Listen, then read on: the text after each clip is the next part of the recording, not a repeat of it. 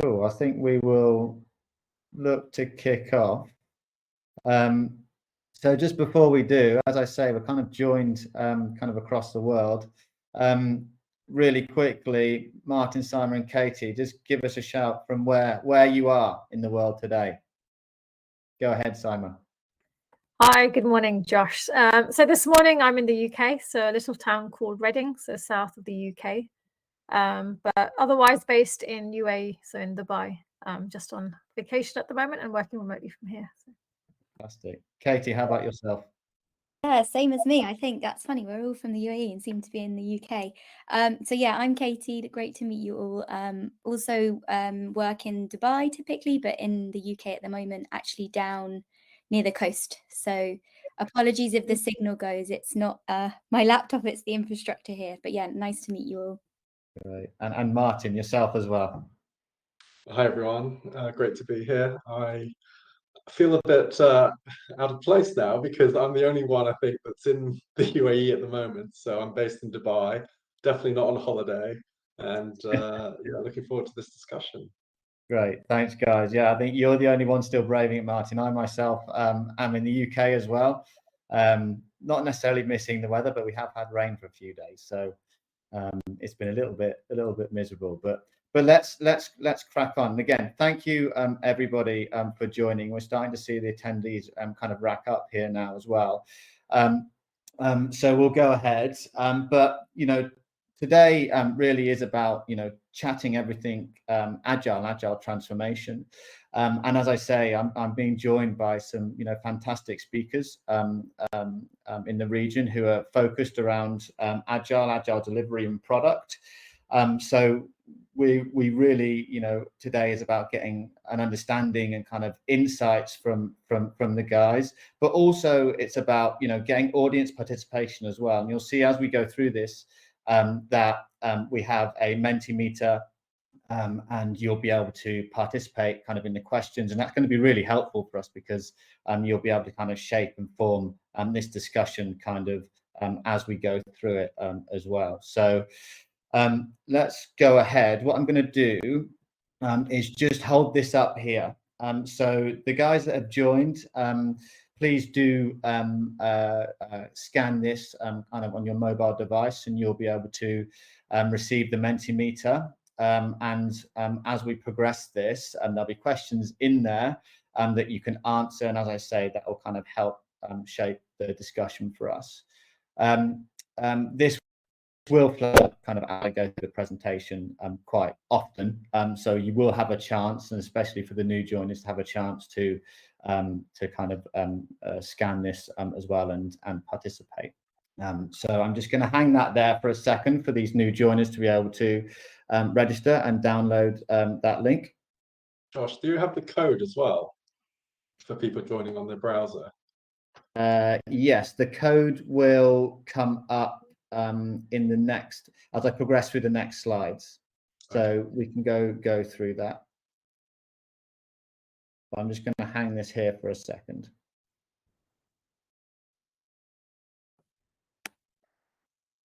I think probably for time's sake, we can kick off and people will join in and as we go. Yeah, cool. Okay, let's go ahead. So we've done a few introductions, but really quickly, intro on myself. I'm Josh. I'm the founder of Ink Digital, and we are kind of the agile transformation experts in the region across the UAE and the Middle East. There is a QR code here, so if anybody wants to scan that, connect on LinkedIn, please do. That would be great. It's always good to kind of build up network here, and that's one of the main reasons why we're doing this discussion today, is to try and promote agile, build that education and kind of build that awareness as well.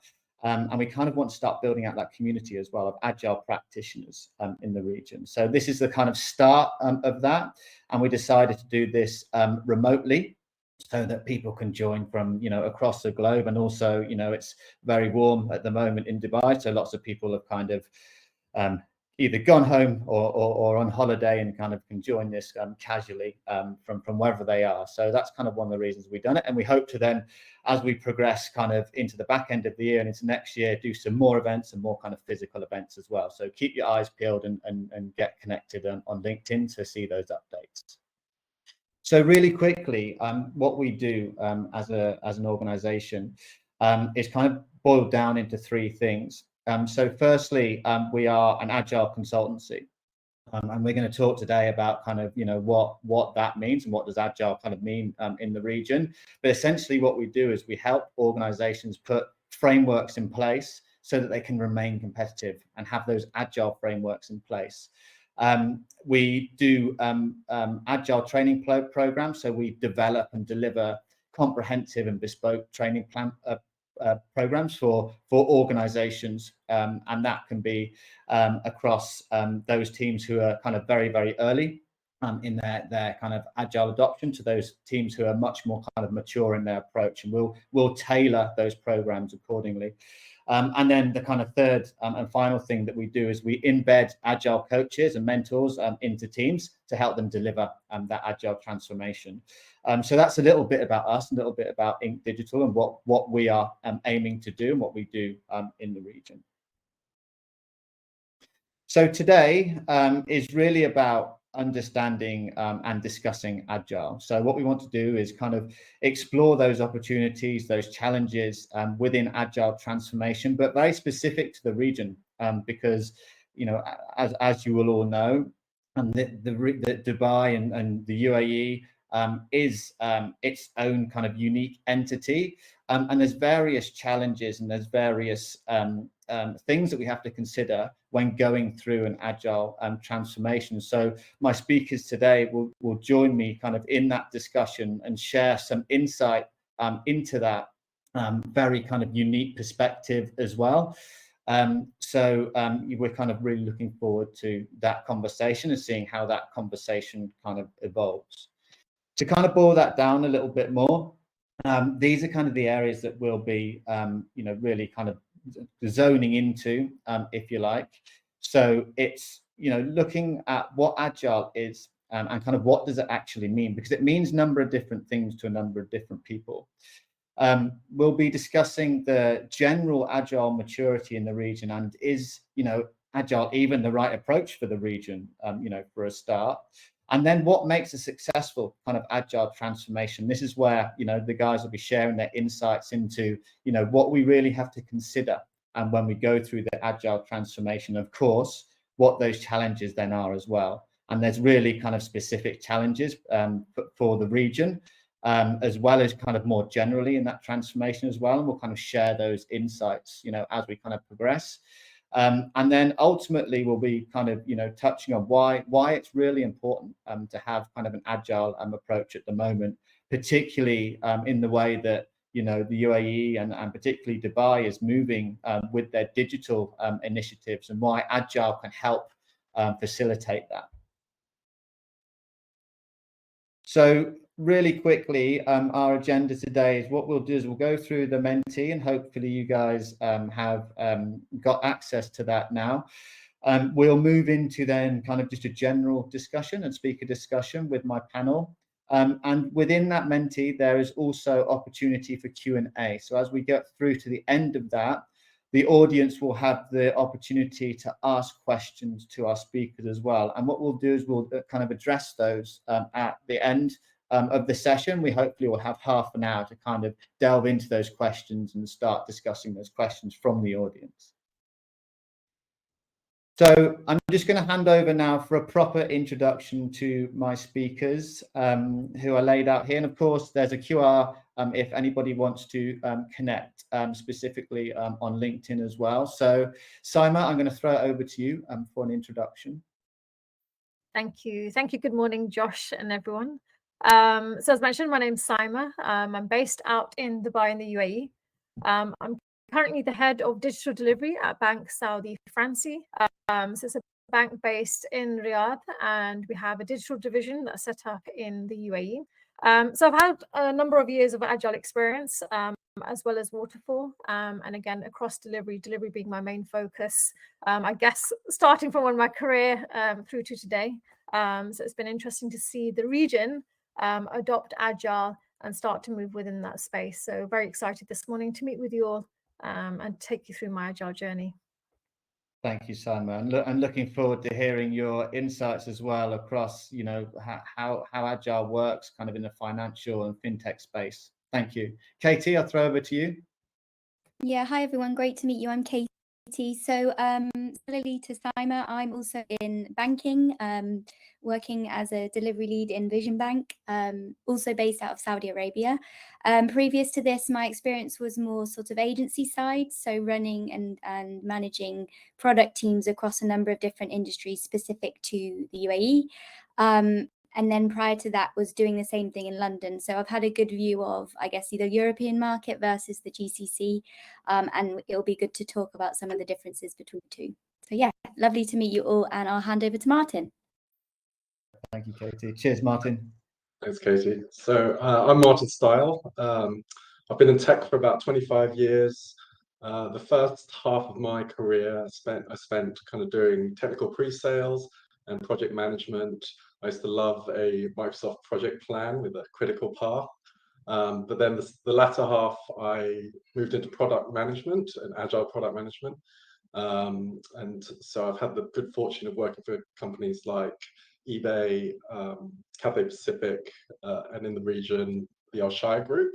But last year, I started my own product management and tech consulting called Futurian.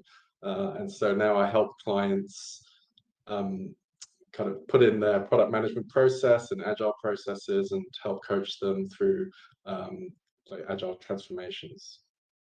So great to be here. Thank you.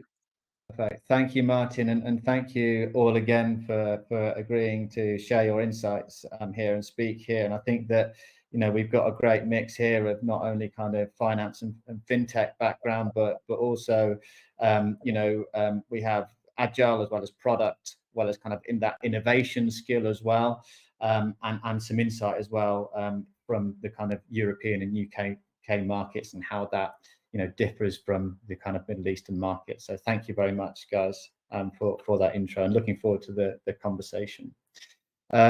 Okay, cool. So let's get started. Hopefully, you guys have had the opportunity to download the Mentimeter. And what I'm going to do now is just flick over to that Mentimeter, and we can start the discussion.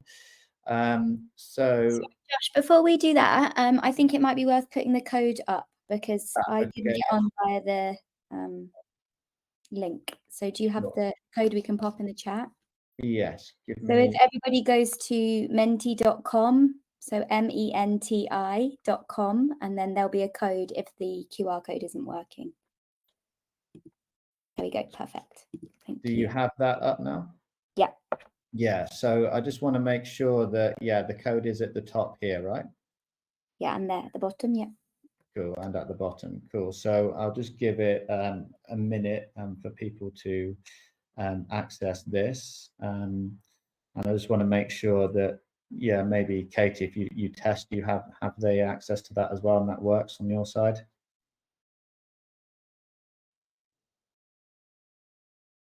And maybe once you're in, if you can give some thumbs up, that would be great as well, just so we know that you have the access.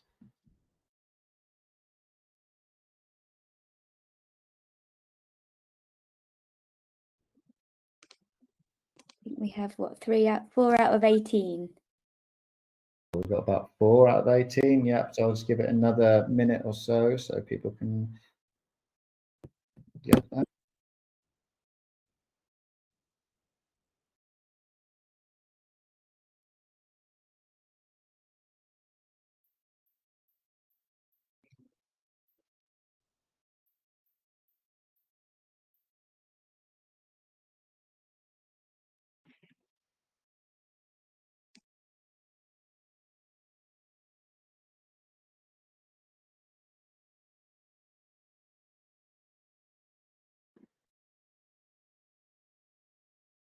Cool, and thank you for sharing the code there.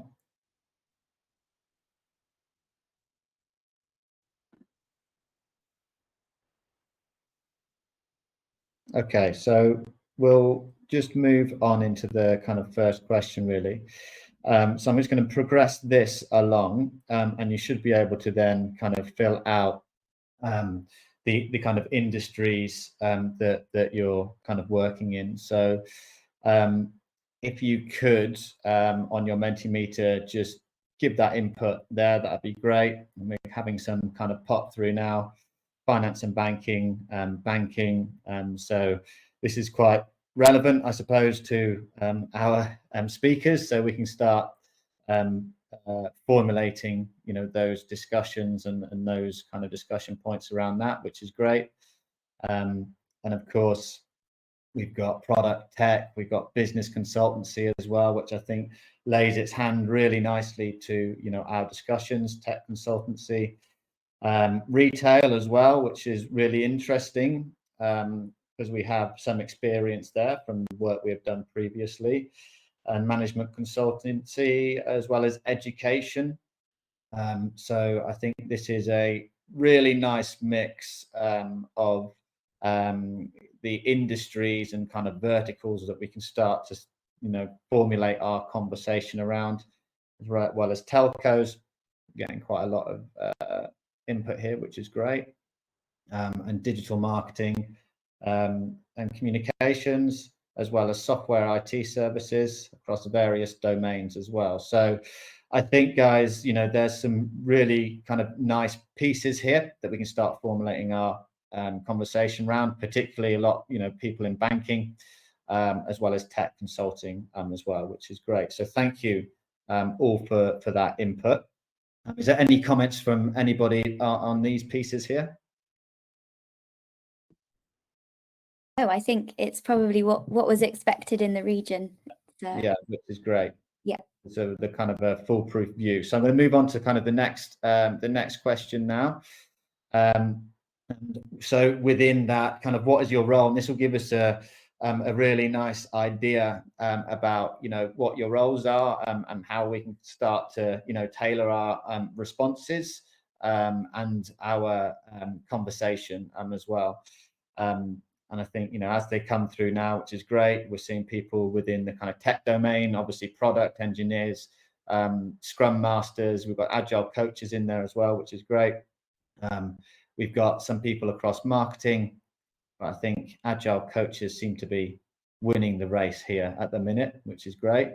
But it's also great that we have people kind of from, you know, the marketing side as well, you know, who are kind of interested in what we're talking about. So it's always great to progress the conversation into other domains, which is good. Excellent. Cool. I think that's great. I think, you know, one of our expectations was, well, mine particularly here, was that we would have people from, you know, an agile background, and I think it shows here within the results, which is really interesting. Great. Thank you. I love that we've got some marketing people as well, you know, because Agile's not just about, you know, software delivery and that kind of thing. It's also kind of business related too.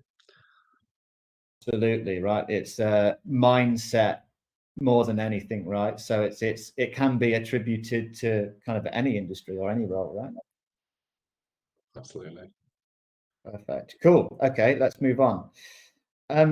This is an interesting question because we always get kind of very different kind of responses to this. And, you know, it'd be great to see kind of what the audience thinks Agile is and kind of what it means. And because it means different things to different people, and it means, you know, different things to, you know, different industry as well as different culture. So it'll be great to see kind of what these responses are as they come through here. And it's really, really interesting to hear a buzzword, you know, that's great as well. Changing quickly, customer first, ethics. We're getting some really nice words coming here. Rapid, unstructured. That's a really interesting piece as well. Yeah, value, less pressure. Interesting. Incremental, team events. Got some really interesting pieces coming through here. of which I love we've that. seen before. Yeah, some of which we haven't seen before. I haven't seen before, which is great. Dynamic and changing, fantastic. I think I'm going to steal way of life. Way of life. Yeah, Everywhere right. being very stretchy. Yeah, great. Adaptability and ability to pivot. I think these are really nice responses here. I know that you know, we kind of always promote a particular kind of description of Agile. I don't know if Simon, Katie, Martin, you have any other words that aren't here that you might want to throw into the mix? Yeah, I think so. For me, I think Agile really means people, because you know the foundation of that, among other things, is people, and having that kind of mindset that's kind of collaborative and open, and we do have collaboration here, but having a culture that kind of supports the Agile way of life is I think it's quite key to the difference between being Agile versus doing Agile. I think that's one of the big things, right? That I think, you know, that we're going to discuss today is you know, what's the difference between, you know, just saying that we do Agile or being Agile to actually doing it, and then actually doing, you know, what it is to be Agile. So yeah, really interesting. Anything else from Katie, Simon on these pieces? Are we getting a few more come in as well? Waiting for Simon. I think to be honest, we've probably covered most of the things that come to my mind. But agree with Martin. I think it's around people, and I always think it's really funny how people's perception of Agile is unstructured. And actually, I would disagree, and I would actually say that it's more structured when you're running Agile properly. So it's really interesting. But I can see why, you know, in organizations where perhaps you're kind of dipping into Agile, that would seem unstructured. So yeah, I'm not overly surprised, but also love the way of life. That's great, isn't it? Simon, anything to add? No, I agree with Katie, that people tend to think there's a lack of structure, but there tends to be a lot more visibility as well. And it's just always interesting. The first thing that I always find that comes to mind is the pace. Everyone talks about being fast and rapid delivery, and even with managers, I think when you first talk about Agile, everyone kind of jumps on that bandwagon. That's going to be super fast. We're going to get things done like this. And yes, but like I said, we'll go through the course of today in the discussion. That is one of the benefits at some point when you mature, but there's, like you said, a whole host of benefits, and the transparency for me and the mindset and the team culture are the main ones. I think you're right, Sam. That's a really interesting point as well that you mentioned about, you know, the speed, right? Because you know, everybody wants that speed and that speed to market, but sometimes that can be, you know, an element of resistance, that we're moving too fast. You know, we don't want to move that fast because things are going to break. And that's something that, you know, we've come across before. So I think that's a really interesting point. And I think that, sorry. You go. Go on. No, I was just going to say, like, with the unstructured piece, I have gone into kind of companies where they have been doing Agile, or they've been trying to do Agile, and it has been very unstructured because they haven't kind of put in the correct process, or they have put emphasis on one thing, whereas they should have kind of put in a more structured process to be able to deliver on time and actually be able to be a bit more responsive. And I think that, you know, that may be quite common in a lot of places, that the unstructured nature of it is coming from just maybe a poorly implemented process. Yeah, exactly. And I think that, you know, as you all know, that going through an Agile transformation, you know, is complicated, right? And you almost have to do the transformation itself iteratively. So you have to test, you know, that transformation. You have to start small. You have to get feedback. So you know, you have to take that, you know, in an Agile manner, if you like, as well. So, you know, and things have to be done, you know, first, you know, in a correct way, and before, you know, you kind of do the big bang approach.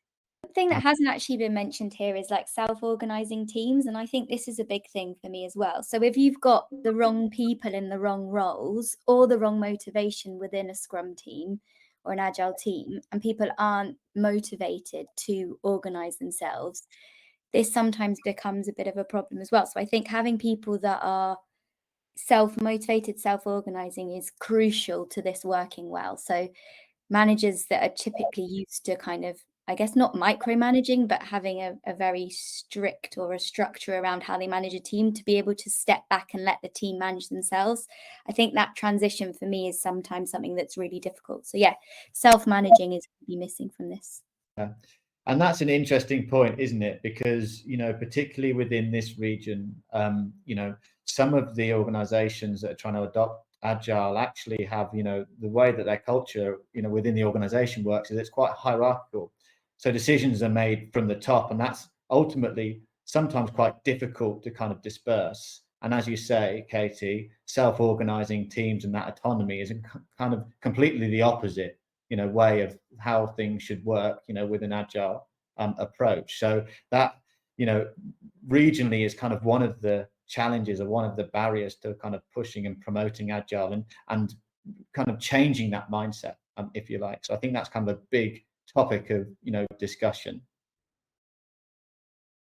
Thank you, everyone, for your input into this. And I think just kind of my kind of description of this is, and I think that we've covered it all here, but really, you know, Agile is the kind of, you know, the ability to respond to change, but it's about dealing with that change and ultimately succeeding in a turbulent environment. So it's been able to succeed while change is happening. I think that's a really important piece that we kind of need to include in here as well. Cool, great. I'm just going to move on to the next piece. And I think that, you know, again, this is a really interesting question. And it'll be great to get insight here into, you know, do we think that the UAE is actually ready for Agile adoption? Because, you know, there are people that think, yes, absolutely. But there's people that think that actually, no, we're not ready yet. And there's things that need to be done in order to get us there and get us ready. So, you know, this is very interesting. We're seeing, you know, this data come in now, and not yet is kind of leading the way. So I think while this is moving out, and guys, jump in if you disagree with me, but I think this is also quite industry dependent. So for those of us that work in more kind of legacy banking environments, obviously there are certain rules, regulations, and legacy systems that perhaps don't align so well to the Agile methodologies. And then there can be other maybe kind of new startups that have come to the region that might be more kind of geared up for this way of working. So I do think, you know, with this, it's a really interesting question, but it obviously will have lots of layers underneath it as well. But yeah, 8 out of 5 say not yet. Yeah, definitely. And I think that, you know, it's, you know, as we kind of touched on earlier, it's interesting to see that people are saying kind of not yet. And you know, one of my kind of thoughts behind that is the kind of, you know, organization and kind of cultural, you know, differences here. You know, we have those kind of hierarchical organizational structures where, you know, decision making and stuff is centralized very much at the top of those structures. And also, you know, there's kind of a piece in here as well about, you know, Agile ultimately promotes, you know, failing fast to succeed. You know, and failure isn't necessarily a good thing. I suppose in any culture to kind of be, you know, proud of, to say, you know, we're going to fail, you know, but we're going to move on and we're going to change, we're going to iterate. So, and I think particularly in the UAE and the Middle East, that kind of, you know, perspective kind of, you know, it isn't the same. You know, failing isn't a good thing to fail. So I think, you know, the mindset change is going to be one of those things that we really need to kind of push and help educate on. Yeah, and I think it's quite ironic actually, because we're in the UAE and like the Middle East region, and if you take UAE specifically in terms of how, like, it's a new country and how much it's achieved over the last 10-15 years and how it continues to evolve and respond and, like I say, adopt new practices, adopt new technology. But then when you go down a level and go at a company level, and like Katie said, it can be very industry specific. Some industries are more open to being agile and adopting it and actually full-fledged 100% behind it. And then you've got others who are a bit more traditionalist, and again, hierarchical reasons, or just generally people are more resistant to change and they're not willing to adopt. And then you have those challenges, and maybe they are the no, not yet. But for a country that is moving so fast ahead, and even Saudi, where they're investing and progressing and want to have all this future kind of way and style of living and working, it's interesting that companies are kind of way behind on that journey. And it was good to see them kind of invest and move and think and step into that growth mindset as well. It's really interesting that you say that, and I think it, goes back to Martin's point about, wanting to be agile, and, one of the buzzword that came through earlier, rather than actually, doing agile and actually, being agile, if you like. And I think that's kind of one of the things, one of the kind of big challenges. I don't know, Martin, if you have any more input kind of there. Yeah, so I think that those industries and those companies that don't feel ready for agile adoption will never feel ready for agile adoption. And if they really do want to kind of move in that direction and start becoming more agile, they just have to do it, and maybe start small, and start getting that buy-in from people with that are a bit more resistant to change, by just showing how much quicker you can kind of move and react and deliver what they need to deliver. And slowly that will kind of change the perception and the minds of those people in that company or industry. I've also found, on just building on that point as well, it does come down to the generations a little bit, I always find. So in environments that I've been in, or companies that I've worked in, that kind of middle management layer of people that have maybe been with an organization for quite a while and have worked in a certain way, they're really hesitant to let this change happen. And I understand why, because it's a different skill set. People are worried about, will they be made redundant because their skills are no longer valid? And people are just really wary of change. I think it is just about educating people on, this isn't replacing somebody, it's just a different mindset. And actually, if people are open to learning these new skills, their career will flourish, and they'll be in a job for a lot longer, because this is the way that the world's kind of moving for product development. So it's about making sure that you understand, I think, people's personal needs as well as the business need, and really getting people in the boat with you.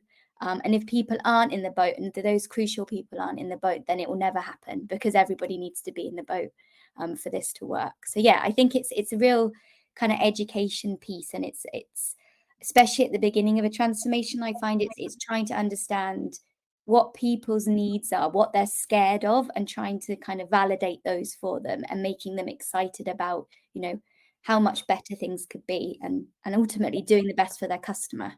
So yeah, I think it's a people thing again. Definitely. Yeah. And building kind of on that people thing, I just, kind of going back to, I myself have been in the region in Dubai for the past 6 to 7 years, but, very kind of early within my journey into Dubai, the types of roles that were available, weren't necessarily agile or product roles. So now we've seen the kind of industry move. You kind of fast forward 8 years kind of ahead. We've got kind of all the roles that are there now. There's Scrum Master, Agile coaches, there's product roles, head of product, so that's happening, and it's there. And the only thing that I would say about that is, I think that some of those roles mean different things to different people. There isn't necessarily a consistent kind of thing across there, but it's starting to happen, and people are starting to recognize the need for these roles to move into that more kind of agile space, which I think is really, really positive for the region. But also, I wonder, if those people that are deeply entrenched in like the non-agile kind of project management, if they're happy with the way that they're kind of doing what they're doing, or if they have, a long list of complaints about it. And so I think, the writers on the wall, they want to kind of move, but, as Katie said, they're scared of of the change and what it actually means for them and their role. And what, Sorry, Josh, I think a lot of it as well comes down to like security, doesn't it? So a lot of the difference with people's perception of Agile is, you know, we looked at it a bit earlier and it's like unstructured. And with that comes things like documentation, right? And I think people often think that Agile projects or Agile processes don't have any documentation and are kind of a bit like, oh yeah, we'll just go through a sprint and see what comes out at the end of it. But actually, again, I would argue that it's the opposite. And actually, in Agile, if you're working properly and you're utilizing the tools to do the job, you have above and beyond the documentation that you could have with a project management, you know, a traditional, more waterfall or, you know, project that was working in that way. So it's about, yeah, again, utilizing the tools and people understanding that documentation to make people feel secure that they've got what they need to report back up to investors or CEOs or clients as well. And it's educating them on how to use those.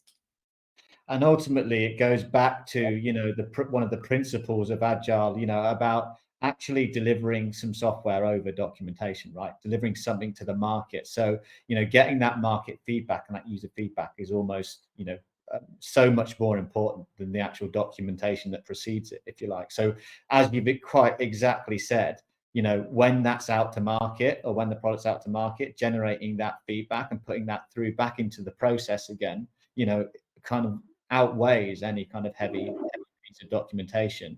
And then being able to you know, communicate back what that success is or what the next steps are or what those things are. So yeah, absolutely. As long as those values are kind of, you know, done properly within the process, then I think you know, you're right. Kind of, you know, shows that value and those advantages of Agile. Any other? I actually find the documentation kind of discussion like really interesting because I've worked in Agile teams where, you know, we document everything just through the user stories because, you know, everyone's kind of understands, you know, the Agile process and have been together for a while. So, you know, we were used to kind of doing that. But the whole thing about Agile is that, you know, you produce the documentation that you need rather than producing a load of documentation that you don't need. And so, you know, I've worked with teams where I'm still writing PRDs and not just documenting things within like Jira or user stories because they have like a structure or they have people that need that. And so it's actually trying to waste less time by just kind of doing what you need to do to kind of get to the result that you want to. Exactly.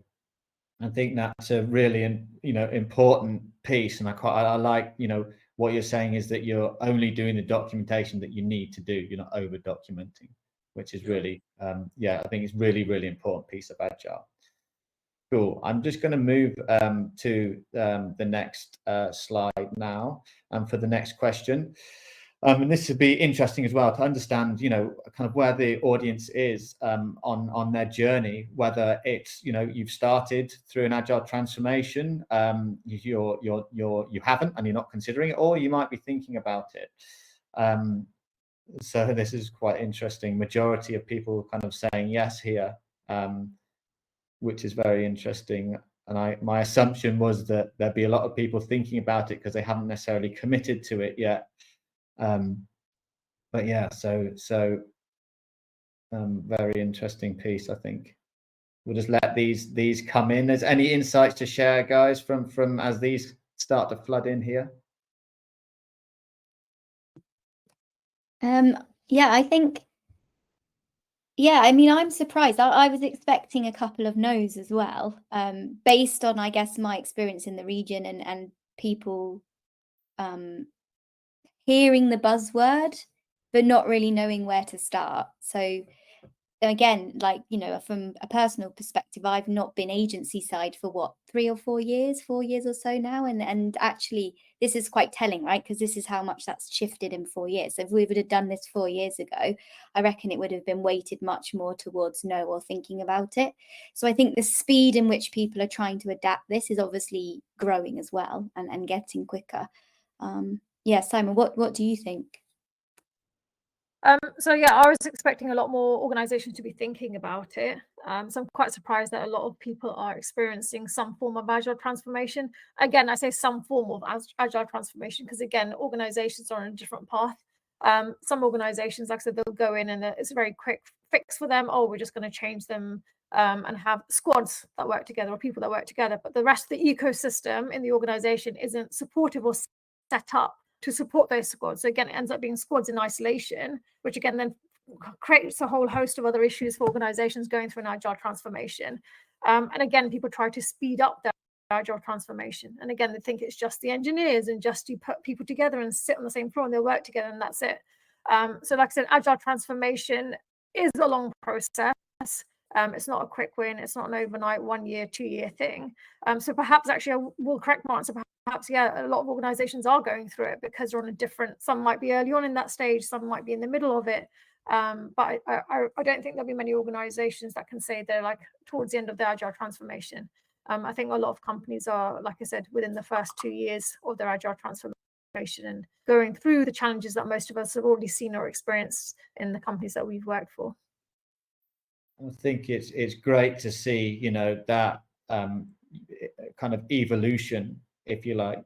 You know, we know that things are changing so quickly and the business landscape changed so fast. It's great to see that, you know, the region is starting to think about that and knows that, you know, changes have to be made. So I think it's really positive, kind of a positive note, I think, from our side. Anything else, guys, on this point here? Anything from you, Martin? So I was expecting a lot of no's because, you know, in my experience, a lot of people that have done what Simon said, basically they set up a squad or they're doing sprints or they're writing user stories. They're not thinking they're going through an agile transformation. They think they're doing agile. Right? And so, you know, I was expecting a lot of people just say, no, we're already agile. So that's been interesting. Absolutely. It goes back to your point, doesn't it, Martin, of like being agile versus kind of doing agile, you know, properly. So yeah, I think this is really interesting. I'm just going to move on to the next question now. So this kind of is a ongoing question to the previous question. You know, for those people that are going through that transformation, what is it that you're actually using and doing? And for those people that aren't, I suppose that you might be in either a transitional state or a waterfall state. So it'll be interesting to understand kind of what's going to come through here. And at the moment, the hybrid agile approach is kind of leading the way, which I think was kind of one of my expectations. And we have one safe here as well that's come through, and that is quite unusual actually for the region, because that kind of means that, you know, your organization that is going through that is kind of much more mature in your kind of agile transformation, and you're already starting to think about scaling. But this was my expectation, that a hybrid would be the winning one at the moment. Well, we have one person that's following kind of Scrum, no Kanbans, and the other scale framework of less. We don't have any of those at the moment. And we have 2 waterfalls coming through as well. So my question to the rest of the guys on the panel and you, Josh, is that actually this whole hybrid agile approach, or WAGile as some people call it, whereby you're trying your best, but you're not quite there based on what the manifesto says word by word. I wonder if any of you have ever worked in an organization in your career where this hasn't been the case. Like, could you confidently say you've worked anywhere that nailed agile 100% or was working in Scrum 100% by the book? So I would say, actually, to be honest, I would say one of the organizations, one of the banks that I first experienced Agile with, I would say in terms of their Agile and Scrum adoption, it was a lot cleaner and it was more towards the textbook because they really invested a lot of money into it. They set up, they obviously use an external consultancy and they really mapped out that journey really well. However, like I said, started off really well and purist and very Scrum. Over time, that's kind of evolved into more of, I guess, a hybrid agile approach. And I think other organizations that I've worked with, again, it's more hybrid. As much as we say we want to be Scrum or we want to be purist, it doesn't. They kind of change things and tweak things to what suits them, and they kind of want the best of waterfall as well, or they just can't let go of the waterfall processes that they've got. Or again, they've got audit things coming in, so again, some practices do seep in from the waterfall side, and it ends up being more hybrid. But you're right. Otherwise, I don't think I've seen anyone who is or can really honestly put their hand up and say, yeah, we are Scrum and we're only Scrum. And it might work with, like I said, some startups or smaller organizations that are newly created. They start that way, but with organizations that are doing a transition from waterfall or being traditionalists, it tends to move more into the hybrid space. I think this is a really, really interesting point that you've mentioned, because it doesn't always have to be that agile is, and complete agile is the best approach. And kind of what we always say is that, you can kind of retrofit the processes and the ceremonies, etc., kind of around your organization and what fits well for your organization. So actually, I think the devil is in the detail of this hybrid agile approach. It's, how much of agile are you doing and how much of kind of waterfall are you doing? So that I think the devil is in the detail there, because you can really make that work for your organization, having kind of a hybrid approach. And that might work better for you, depending on what organization you're in. And actually moving towards a complete, Scrum, or, even when you start to scale up into Safe, that might not work as effectively as having this hybrid approach that you've managed to kind of adapt and evolve through your organization. Have you ever worked, Josh, in somewhere that's not hybrid? Yes, I have. But the majority of the places that I've worked have been hybrid and have been Elaborate on your first one. Yeah, so the majority of the places have been hybrid, but they've been retrofitted to fit the organization. The place that I ran Scrum, very kind of specific to Scrum, actually was when I was with a much smaller team, but within a much bigger organization.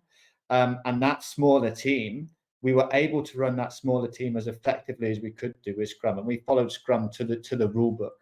And to the manifesto, and that worked because we had that small team, and we weren't kind of we didn't necessarily have too much outside influence, and we were able to make our own decisions, and we were autonomous because we were kind of left by ourselves, and because what we were really good at is being able to deliver really quickly, number one. But number two, we're also able to, as you were saying, Katie, much earlier on, is we were able to kind of promote that success through the business. So we were kind of saying, look, this is how we work, and this is the product that we're releasing. Look what we're doing, and look at the kind of success measures here. Look what our users are saying about it. So it was building that kind of awareness and that visibility of what we were doing, number one, in terms of our process, but also building that awareness and visibility, number two, of the actual product and service that we were delivering and the good news that we were getting about it. So kind of going back to, why it worked. I think it worked because we were with a small team, number one, and number two, because we were given that autonomy just to go and do what we needed to do. Yeah. How about yourself, Martin? So I think when I worked at eBay, specifically in Australia, we did kind of Agile Scrum really well.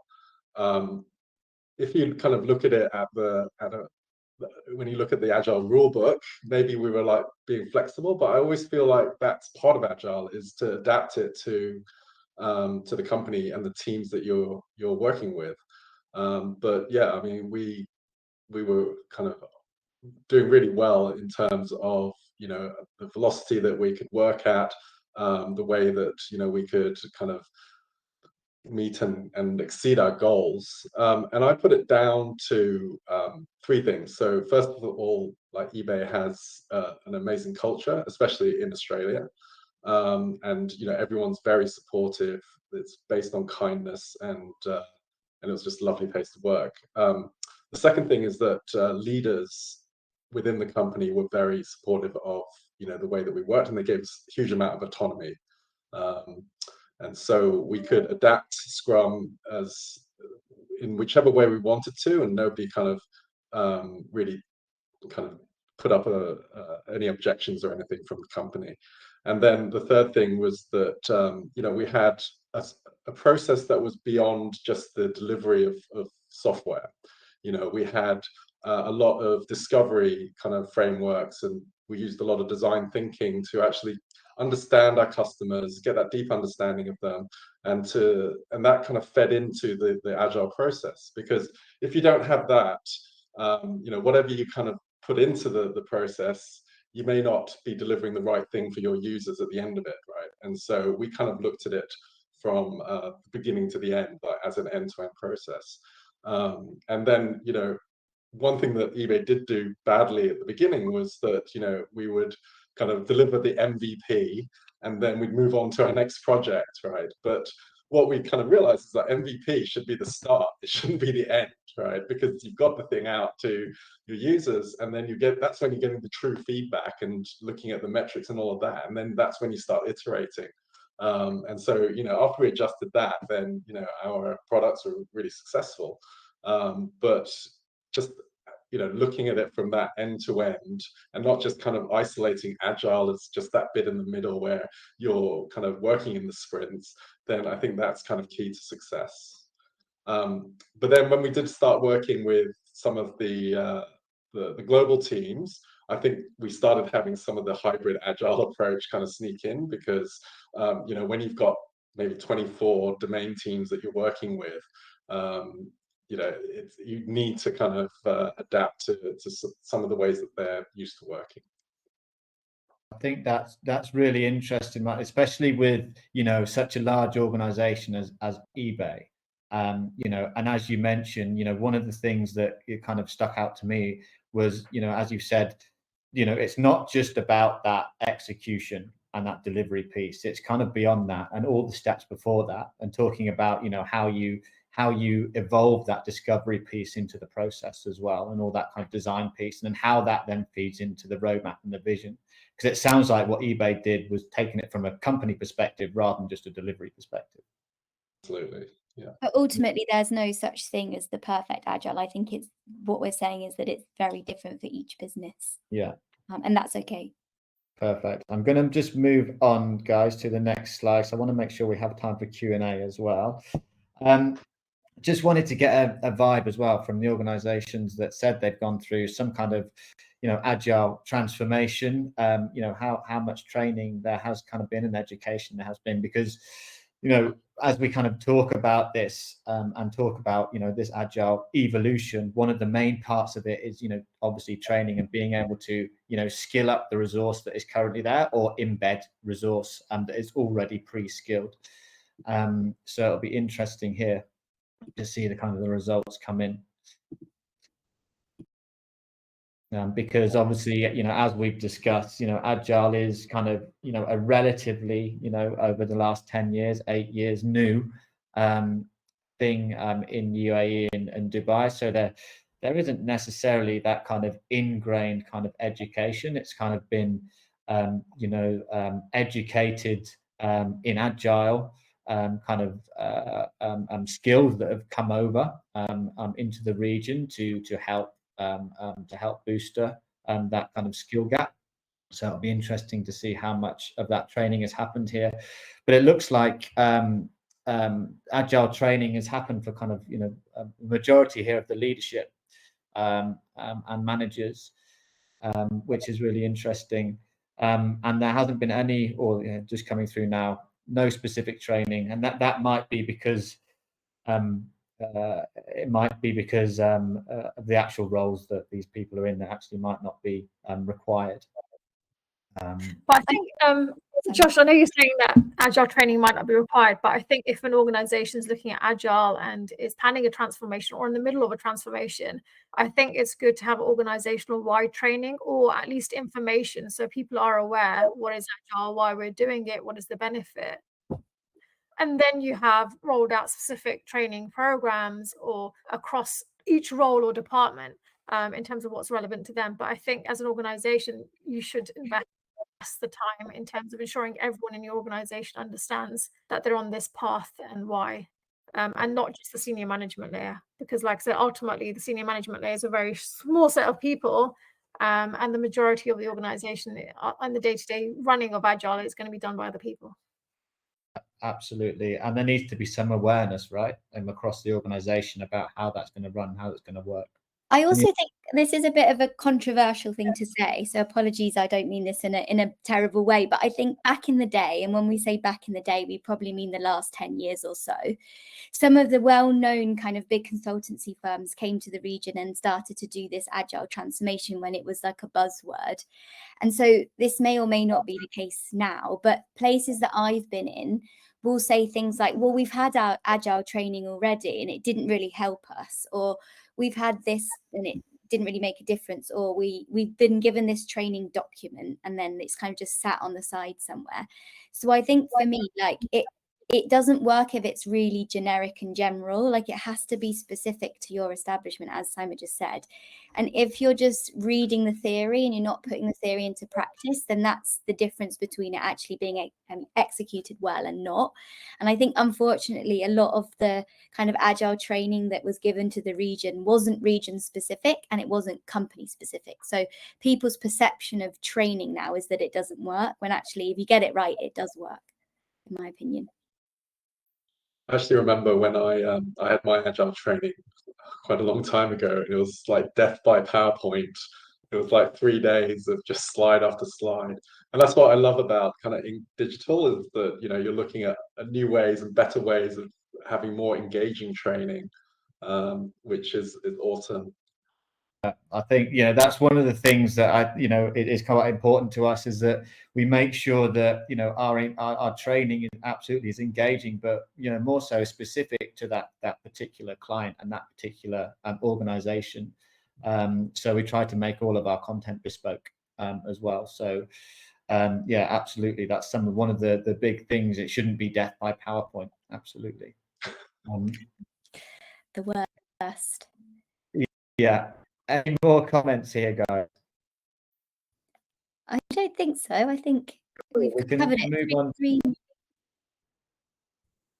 Move on to the next piece, but I think overall very interesting kind of insights here as well. So just moving on, this is an interesting question as well, because I think that, you know, we see as we you know, engage kind of different clients, it's kind of does tend to be different people who are kind of driving the agile adoption. So it'll be interesting here to see who or what department within the organization kind of drives that adoption. So we'll see the information coming in here. And by this, Josh, you mean kind of whose idea is it to turn the company agile, or who kind of brought it in the first place, right? Yeah, I think two things. It's one is who's kind of driving this from an initial kind of standpoint, but then who is kind of pushing it forwards as well. Yeah. We're just seeing the data come in here, but feel free to chip in.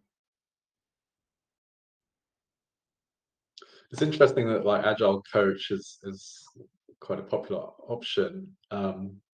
Just like to have an Agile Coach, somebody before that must have made that decision. And I wonder if it's kind of like a CEO or C-level person. It's like, yes, we need to go agile. Let's hire an Agile Coach, and then kind of almost delegate that to them.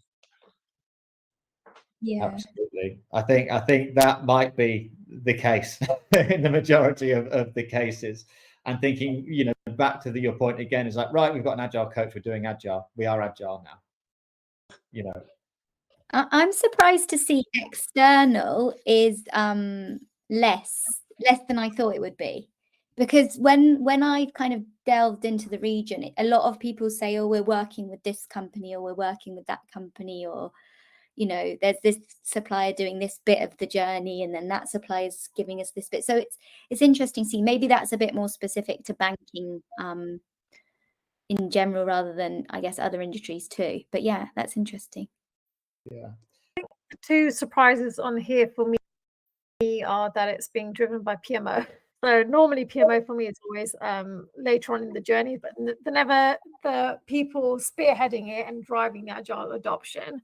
They're more like being pulled along on the ride and being made to change policies, or, like I said, put in policies to support the agile adoption and monitoring or progress of projects across the agile piece.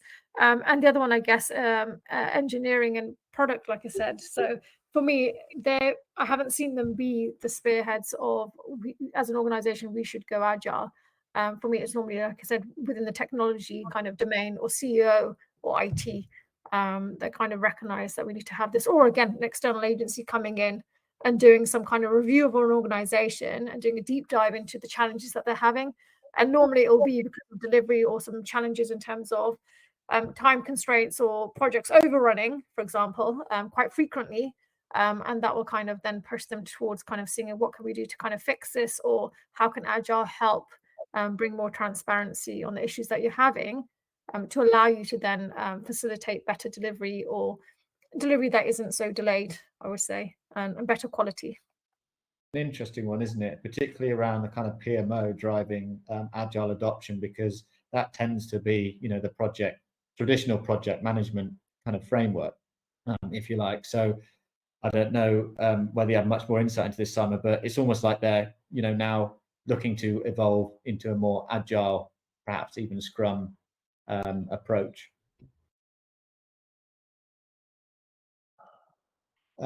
So any more insights here? I don't think the CTO is a surprise. That was something that I thought that we'd kind of see, would be, that level of decision making coming to, drive and push agile. But I don't think there's any other surprises on here. Any other inputs, guys? I think just finally, before we move to the next slide, like if you are driving an agile transformation or going through an agile transformation, there needs to be buy-in from the top level. If there isn't buy-in from your CEOs, CTOs, investors, whoever it may be that does make those decisions, it will never work. You will always hit roadblockers. And everywhere I've been, if you haven't got down buy-in, you can't move, you can't have that change management piece that's successful, in my opinion. So I think just, anybody that's listening that's struggling with this, it would be to think about whether you've really truly got buy-in from those decision makers, and if they truly understand the benefits. If they don't, and they're not 100% in the boat, it won't work. Absolutely. And it's about making sure you get the right decision makers, there as well. So I think that's a really key point. Great. Just going to move on to the next one. Cool. So kind of just generally now, just kind of the biggest challenges. We kind of dwelled on this earlier, and it's interesting to see these come through as well. Like you kind of just said there, Katie, a combination of, resistance to change and lack of stakeholder buy-in. I think those are kind of the two kind of big pieces. Particularly, when you're working in a much larger organization like the banking or the fintech sector. And I know that, you've had experience within that, Katie and Summer. Yeah, it's always resistance to change, legacy systems, and then I guess some of the regulatory constraints that come with banking and other like-minded industries. I think resistance to change, again, applies to anything, anytime you're adopting a new technology or changing the way you practice things or implementing a new process. There's always going to be some resistance to change. You're not going to have everyone 100% behind it. And we touched on it earlier. There's the fear of job security. Am I still going to be required? And will my job role change? And will I be able to adapt and change myself? So resistance to change is always going to be there, no matter what kind of change or agile that you're adopting. But it's just, again, making sure that you have the education in place, the training in place to kind of address those fears that people have, to take them along the journey. However, 99% of the time, it's not everyone will continue on that journey with you. So you will find there'll be dropouts, or as an organization, you make a decision that actually these people are no longer able to join us on this agile journey because they don't have that growth mindset, or they're very resistant, and we've given them an opportunity, but they don't have the skills we now require. So there will be that percentage of people that just don't generally have the skill set or the personality or the behaviors to help implement an agile transformation. Agile skills is another one, because again, in the region, we've seen there's a really wide understanding of what agile skills are, and unfortunately, it's kind of very challenging when you're going through hiring agile people or scrum masters or coaches. I don't know for the rest of you, but I've had very painful processes of trying to select the right people. Because again, it's very, especially in the Middle East region, it's about certifications. Or I've got a certification now I'm an agilist, or I can go away and implement agile, and it's not about that. It's really about the person. It's really about their experience and their ability to operate within an organization and respond to change, and having that positive attitude and growth mindset is really more important than someone who's got a certification to say that, you know, I'm a qualified scrum master. And I think some organizations unfortunately just think it's just the certification and that's enough now. They've got the CSM and here we go now. Let's and yeah, so I think lack of agile skill and resistance to change, they're correctly, I think, the two highest scoring items on here as challenges. I would agree. I would take somebody right attitude, then experience, then certification. Like for me, certification has not proved to be the most important thing time and time again. So real life experience and right mindset is 100% what you need. Sorry, Martin, I think you're going to say something. No, I think for me, like lack of agile skills, probably like the biggest challenge that I had, just like you said. And I've come across a lot of, you know, people that are in the Scrum Master role or the Agile Coach role that have had the certification, or they've read the article, and now they've been kind of allocated that role. I think I was in a meeting recently where the guy was actually trying to Google how to do agile, and then was trying to quote things from this website that he just seen, and it just kind of really showed me, you know, where they were in that agile transformation piece. I'm glad I'm not the only one, Martin. I think I've had that challenge, and I know I've had a colleague also had a challenge where they were interviewing someone and they were literally on Google, and it was like you could tell they were typing English, trying to get a response back, and it's just like I said, those are the interviews that kind of leave me painful at the end of it, thinking, oh God, we're never going to find the right person. But I think, like you said, agile skills within the region generally, because agile is new, so again we're relying on people coming from other organizations, other countries, feeding into the UAE and GCC market for us to be able to tap into that skill set. And again, it is more important that someone has lived through agile or been on a squad versus someone who's done a certification and is trying to implement textbook, because we all know every organization is different, and the challenges that we face in reality on the ground are very different to what a textbook tells you should do or how you should be. You're never going to get that depth until you've worked on a squad and gone through it yourself. And like I said, we're all constantly learning. I'm constantly learning within the agile space. Every organization, every role is different, and I'll never be able to turn around and say like 100% know everything about agile, because like I said, it's a journey. We're constantly evolving and learning new things and adapting. We always say it's like looking for a unicorn in the Dubai market, because Yeah. like which one do you not choose? So you need somebody that's got agile experience. You need somebody that's got UAE agile experience, because it is very different. We've not really touched on that, but it is different. Then you need to find somebody who's usually specific to the industry or the product that you're building. And like it almost seems like the list of skills, or I think the dependencies that you need from a candidate here is more than anywhere else I've learned. And you have to then almost think, right, okay, which one are we going to deprioritize? You know, are we going to take somebody with no UA experience or no banking experience or, you know, no agile experience? And it's like, which one do you, and then again, the attitude is a huge thing, right? And it's how do you prioritize those skill sets? And I always do like a little drawing and see which area they're, you know, lacking in, and then make the decision based on that. It's hard. That's interesting. I think, you know, one of the things that you just pulled out there was, you know, specific UAE kind of agile experience, not necessarily specific UAE experience or specific agile experiences, but specific UAE agile experience. Tell us more about that and what you mean by that.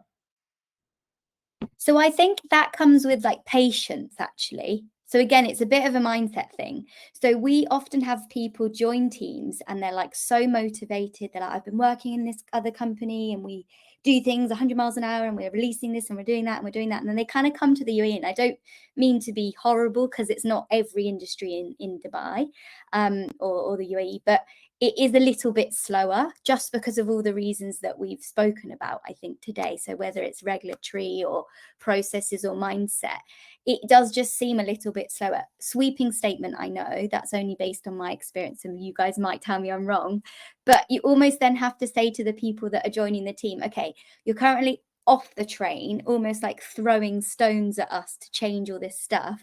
Actually, can you just get on the train, understand the journey that we've all been on and like why we're doing what we're doing, and then kind of help and give advice. It's almost like if you get somebody kind of fresh from Europe, the expectations of how the team should be run are much higher. You kind of have to bring those expectations down, and it's a different challenge. It's not a boring job, it's just a different challenge. It's a different mindset. Again, sweeping statement. I might be wrong, and everybody else might say, well, that's not true. We're way ahead of Europe, but that's just in my opinion and experience. I think, you know, one of the other things is that, you know, when you're thinking about, you know, those roles that you're talking about, and people kind of fitting into those roles, but people with, you know, agile experience, but UAE agile experience it's kind of rare to find, right? Because, you know, as we've just discussed, most organizations are kind of either early or kind of going through an agile transformation. They're not kind of mature in their transformation. So, you know, when you look at the region as a kind of a whole, you know, there isn't that many people who have gone through that experience regionally. So you're looking outside of the region. And so that's only going to take time, right? Until the region becomes that little bit more mature, and people have had the chance to go through that process and through that system and get the experience they need, which is exactly what you're saying, Katie, the agile experience, but the UAE agile experience. So we're kind of really early within that journey, right, at the minute for everybody, I think. Cool. I'm going to move on to the Q&A now, unless there's any more insight from Martin, Simon, or Katie on this piece here.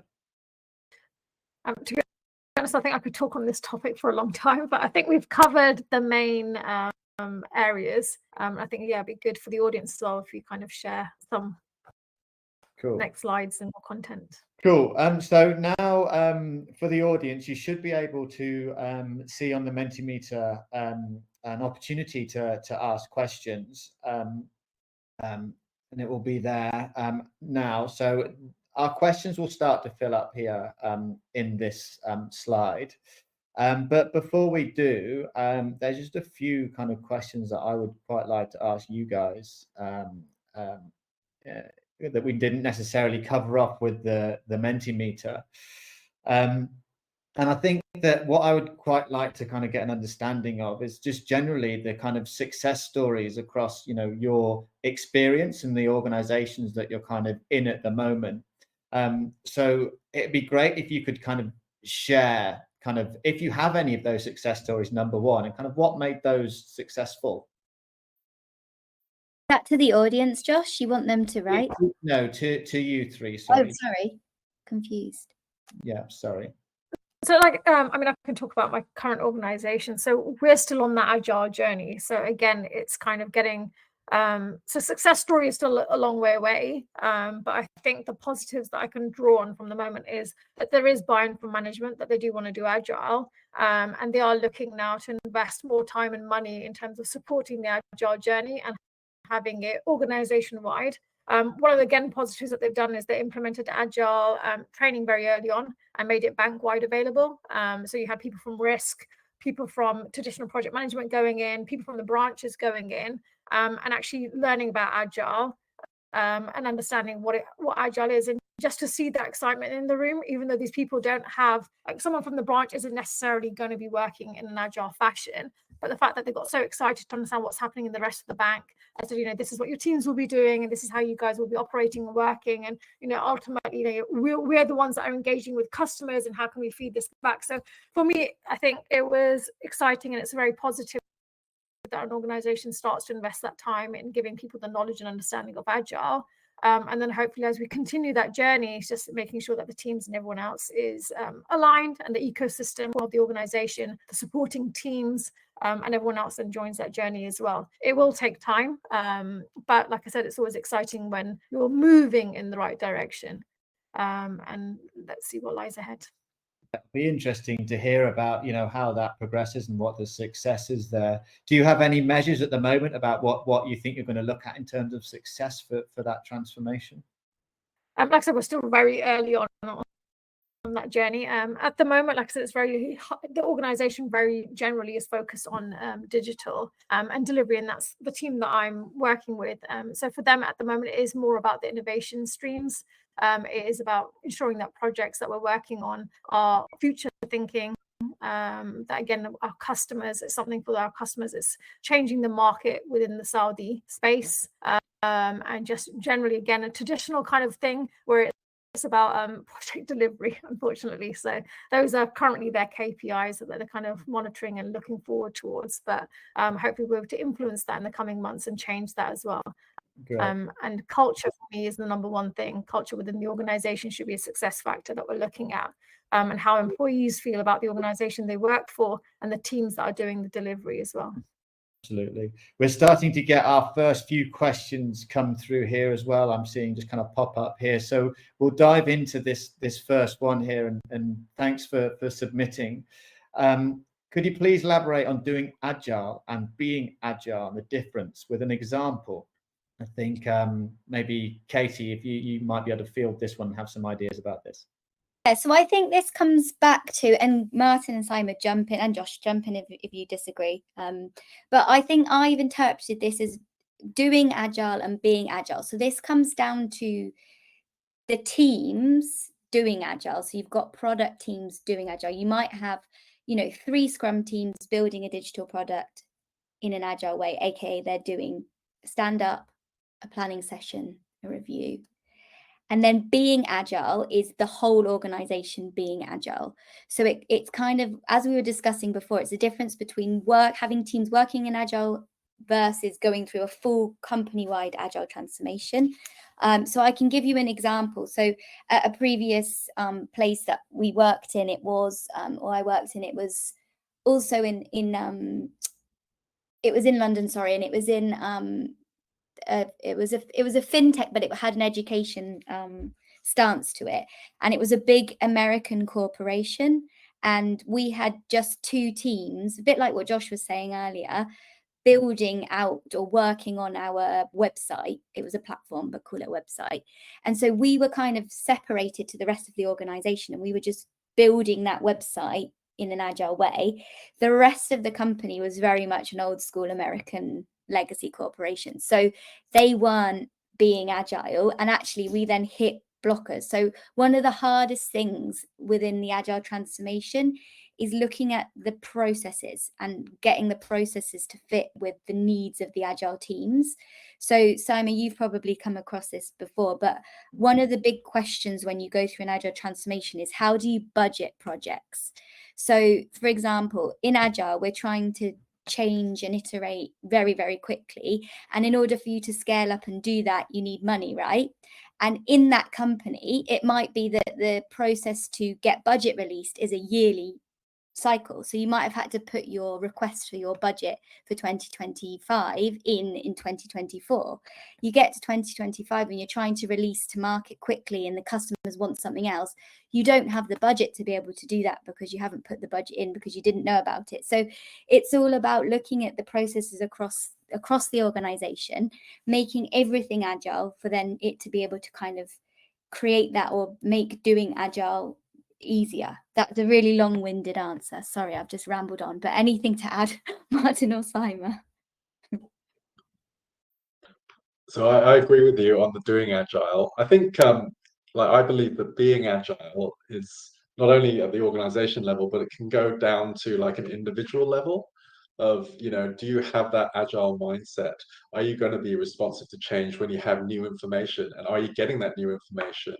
Because I know a lot of teams would maybe deliver something and they're so kind of entrenched in, in just going with what they've already delivered. They're not kind of testing and experimenting and going back and then saying, okay, actually, our users actually need something slightly different. And so going back and iterating on that. and just having that mindset, not just on the software development side, but also in your like day-to-day, or even on the business side, to be that kind of adaptive person that has that mindset that you know, I will, once I have the information that may differ to my beliefs, I'm open-minded enough to think, okay, we can go in a different direction, or we can kind of iterate on whatever project you're doing.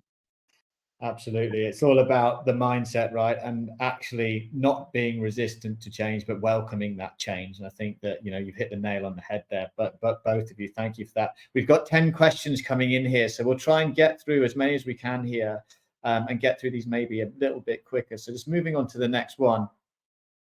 Here we go. So question 2, how do you reordinate an Agile Scrum waterfall project when the managers leading the project have no technical expertise? That's a nice question, and I think, again, you know, we've spoken about the kind of education piece. I don't know, Katie, Martin, Simon, if you've got any kind of input into kind of this question. So I think, I mean, the way I've interpreted this question, that you've got an in-flight project that you want to kind of then change direction on or go agile with. So for me, it's very difficult to do an in-flight project and move across to Scrum or Agile, because again, it takes a lot of effort. You have to put it on hold, I would say, and go back and make sure you have the right people in place. You can't go ahead and reorientate a project without the right technical expertise. Technical expertise for me, in terms of having a product manager who's familiar with the product backlog and making sure that's in place, having a relevant Scrum Master or Agile coach, again, who can ensure the practices are in place for the squad, that the right people are there in terms of the team. So I think you're already setting yourself up for failure if you don't have the right people in place to help lead that transition of that project. Same for waterfall. Like, if you're going to lead a waterfall project, you would never lead it with just, like I said, you wouldn't go ahead with a Scrum Master who's leading that waterfall project, right? Because you're expecting Gantt charts, you're expecting specific kind of documentation around that, and particular behaviors around that as well, which a traditional Scrum Master wouldn't have, because again, a Scrum Master is more team orientated versus a project manager who's more silo and command and control of a project. So again, different behaviors, different roles and responsibilities. So you need to make sure actually you do have the right technical expertise in place. If you don't have it, you need to go out and find it. Absolutely. I think there's definitely a difference, right, between the technical expertise and kind of domain knowledge or domain expertise as well. And we kind of, you know, touch on that, you know, particularly with these, you know, roles, you know, Agile, like a Scrum Master role, project manager role, doesn't necessarily have to have the domain expertise, but really does need the technical expertise and how to manage and run that project. Any more insights, guys, into this question? No, I think I've got 11 to get through. Yeah, we got 11, so I'll move on. Why are many organizations trying to make do with a combination of Scrum Master and PMP Prince 2? That's an interesting question, and we did touch on this kind of Agile state before, right? And so, don't know, guys, if you've got some inputs here. I'll jump in, because that always like baffles me. It's that whole Agile project manager. I think, you know what it is, and like I said, this is just my opinion. I think some organizations, they struggle to move away from the traditional role that they're all aware of or comfortable with. For the last however many years, they've only had to deal with project managers, and they like the style of project management, which is Gantt charts and that whole control mechanism. So I think for them to move into the Scrum Master role is too much the other way on the scale. So they try and make themselves feel more comfortable, I guess, by trying to merge the two. So they still get that team piece, and then they try and get that command and control element that they need as well. So I don't agree with that approach, I'll be honest. I think as an organization, you need to be very clear what direction you want to head in and stick to it and stick to that course. But again, just to try and please people, and because they can't move away from that traditional project manager, they kind of merge the two roles into one, because they feel like they need to have that one person who's accountable or responsible for how a team performs or the delivery. They can't kind of adjust that mindset that a team wins together, they fail together, they learn together, and they still want that one person. Just to quickly add to that as well, I would ask whoever put this question, I would ask the kind of leadership team what it is they're missing from the Agile documentation or what it is they need as a kind of safety net, and see if it is a possible, see if you can create that security, going fully agile. Sorry, Martin, I don't know if you were going to jump in. No, I was just going to say that I totally agree with Simon in terms of this is probably the first step, and it's a comfort level, right? They're comfortable doing this, but what's more important is the question of what is going to be their second step, right? How are they going to actually evolve the team from just having a Scrum Master, quite rightly in air quotes, and actually kind of start that kind of transition into maybe less comfortable territory, but having the comfort level to be able to do that. Absolutely cool. Thank you, guys. I'm just I want to be able to finish on time here, so we might not get through all of these. So we've got a few minutes left. I'm just going to flick through now. What role does AI have to play in Agile, or is your organization already using AI in some way? Interesting question, very timely. I don't know if you guys have got any inputs into this. So our organization isn't currently playing around with AI. However, it is on the agenda. And the way we're kind of looking at AI is more from an innovation perspective. So that's where it ties into Agile. But like I said, we're still on the early stages of that, of trying to look at how we can implement AI within the organization and also within the Agile space, and using it as an innovation mechanism as well. I've experienced some ways this has been implemented, particularly in the kind of menial tasks that we need to do. And I know that everybody is aware of ChatGPT, but there are certain things that we need to do within the process in terms of user story writing with assessment criteria, and all the things that need to go into a story. ChatGPT could be a great way to start doing some of that stuff for us, as long as we're prompting it correctly. That's kind of the early thought around what we might be able to do in terms of AI and the Agile process. But there's going to be so many things that AI will help, enable in terms of, technical delivery and in terms of the Agile process. I don't know if there's any more inputs from yourself, Katie and Martin here. No, I think most of the companies that I've worked with that are using AI is just, like you said, to kind of make things a bit faster and to help support their thinking. Although when I read the question, I was wondering, can I feed in a PRD and then have it spit out all my user stories? Yeah. Funny I would try that and let you know. Well, yeah, that's what's happening, I think. Well, yeah, we've dabbled a little bit in automation. It's not AI by any means. It's not learning, but it's it's kind of a hybrid. So a lot of the roles of a Scrum Master or the tasks of a Scrum Master, we're trying to automate as much as we can. Again, not AI, but one day we won't be needed. Yeah. We've got 1 more minute, guys. So I want to just cover off one more question. I'm going to close off because I'm aware that people are going to have to get back to their day job as well.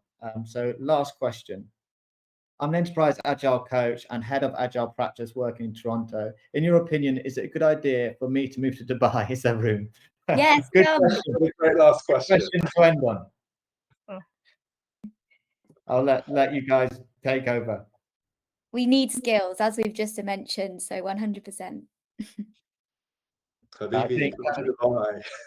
Yeah, as you've heard, I think through the discussion, one of the big things is, skills, and we need good skilled people in the region, not only, to be in the region, but also to be able to help skill up others within the region. So 100%. There is room, and we're all open arms for more people. For you. Yeah. Yes. Okay, guys, I'm going to end it there. And again, is there any other we can answer quickly, or is that unfair then? Well, I'm just looking at time now, and I know that people will want to drop off. So thanks everybody, and thank you, Simon, Katie, and Martin, for all of your input for this discussion. And thank you to the audience for all of your questions and all of your inputs as well into the Mentimeter that really helped us formulate and kind of shape our discussion. I hope that this was interesting, number one. I hope, number two, that there was a few things that was learned. And there's going to be more of these. So do keep your eye out on LinkedIn. I'm just going to share my other screen here just so you can see this screen. So what we're going to be doing as well is we're going to be putting together an Agile Fundamentals workshop. So for you guys that are interested, please register here. You can register via this QR code, and I'll be sending the kind of details for that as well. And again, that will be kind of in person, kind of in Dubai, but we'll send all the details through. And finally, again, thank you to my speakers, Martin, Katie, and Simon. Great discussion. And I think there's so much more still to be discussed, right? And we could see there that those questions were still coming through. And it's great that our audience is, so interested in this kind of discussion as well.